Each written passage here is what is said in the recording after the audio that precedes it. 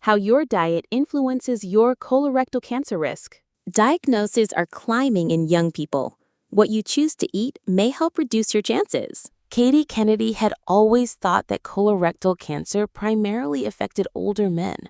So she was shocked when, at 48, she was diagnosed with stage 3 colon cancer. It just didn't compute, especially since she had always been healthy and active, said Ms. Kennedy, now 55, a communications consultant in Westwood, Mass. There has been an alarming increase in colorectal cancer diagnoses in younger people, and it's now one of the top causes of cancer-related deaths in those under 50. Experts don't know what's causing the uptick, said Dr. Kimi Ng, an oncologist and the director of the Young Onset Colorectal Cancer Center at the Dana-Farber Cancer Institute.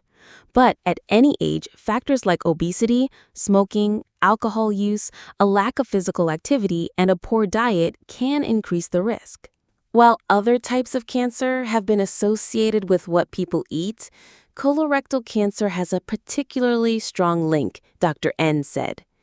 In a 2019 study, researchers estimated that nearly 40% of colorectal cancer cases in the United States could be traced back to poor diet. That may be because food directly contacts the insides of our intestines, Dr. N said, and it influences the balance of good and bad microbes in our guts. Focus on fiber-rich whole foods.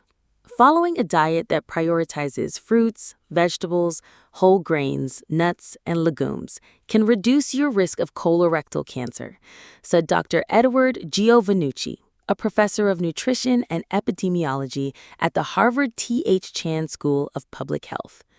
Fiber is especially protective, said Dr. Heather Greenlee, a professor of cancer prevention at Fred Hutch Cancer Center in Seattle. You should aim for about 30 grams of fiber per day, she added.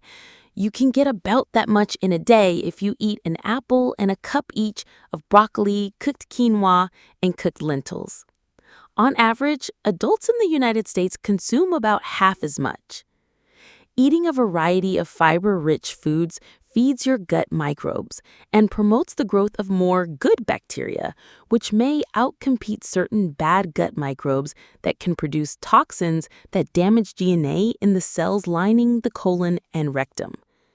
Ms. Kennedy, who has been cancer-free since 2019, was happy to learn that coffee, one of her favorite things in life, was associated with a reduced risk of colorectal cancer.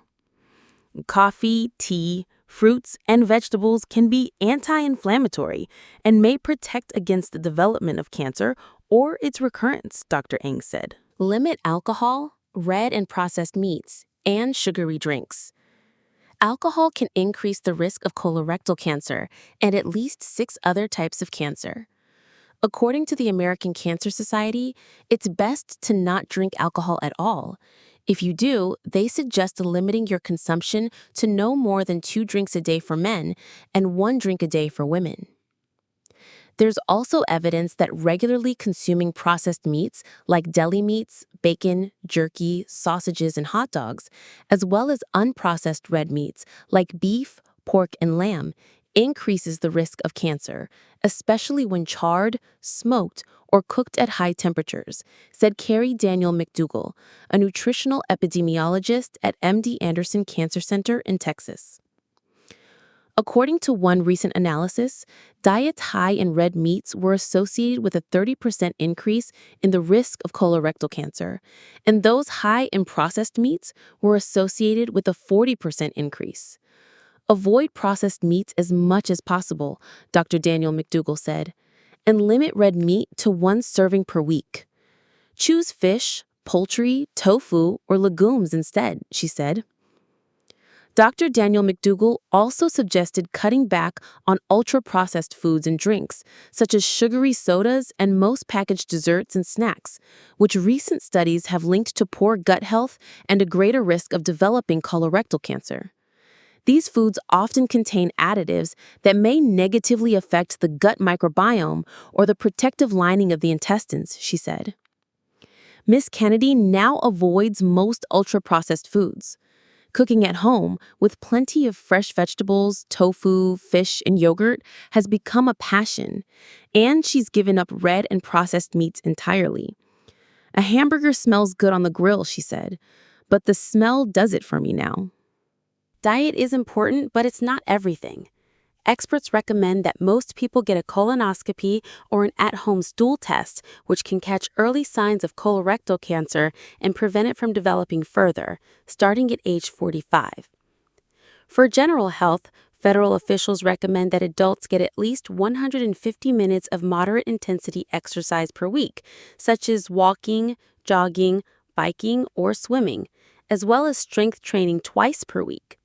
Following that advice can reduce your risk of colorectal cancer, Dr. Greenlee said.